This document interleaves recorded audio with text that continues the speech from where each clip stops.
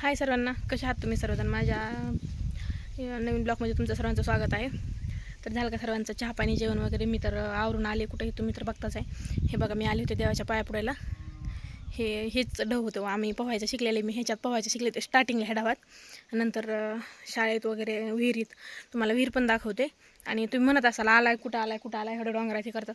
तर हे माझं माहेर आहे. हे बघा, वर लोक राहतात बरं का. तुम्हाला मी पूर्ण गाव दाखवते. गाव खूप छोटे.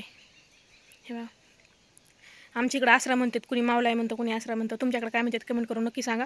हे माझ्या वडिलाची विहीर आहे. इथं शेत आहे. तुम्हाला चला शेत पण दाखवते मी माझ्या वडिलाचं. हे बघा, कुणी नदी म्हणतं, कुणी वगळ म्हणतं, कुणी वडा म्हणतं. आम्ही नदी म्हणतो. चला मग तुम्हाला दाखवते मी आता विहीर. ज्या विहिरीत मी पोहायचं शिकले ती विहीर तुम्हाला मी दाखवते. चला, हे बघा, हीच ती विहीर. आता पूर्ण पडली आहे, कारण का माझी वडील तिथे राहत नाही, तिकडं दुसरीकडे राहतात. ह्याच्यात आम्ही वरून उड्या मारायचो. त्या टायमाला खूप खोल पाणी असायचं. ह्याच्यात शिकलेले मी पोहायला पहिल्या स्टार्टिंगला. हे बघा, हे माझ्या वडिलाचं शेत आहे. ते अंजनाचं झाड आहे, त्याच्यापासून आम्ही पाखरं मारायचो. खूप डोंगरात आहे माझ्या वडिलाचं गाव. तुम्हाला दाखवते तुम्ही पूर्ण बघा आणि कमेंट करून सांगा मला नक्की.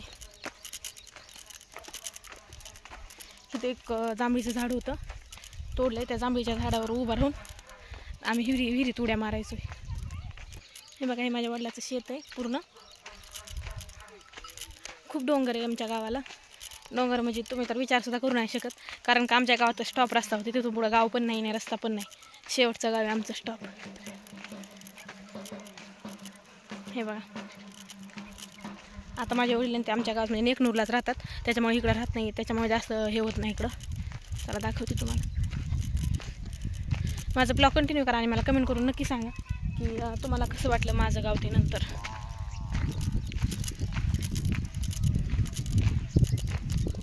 पूर्ण दाखवते मी तुम्हाला. चला मग आता आपण कुठं चाललं हे बघा. मी पाया पडायला आली होते. आपण कुठं चालले पुढच्या ब्लॉगमध्ये तुम्हाला बघायलाच भेटेल आणखी.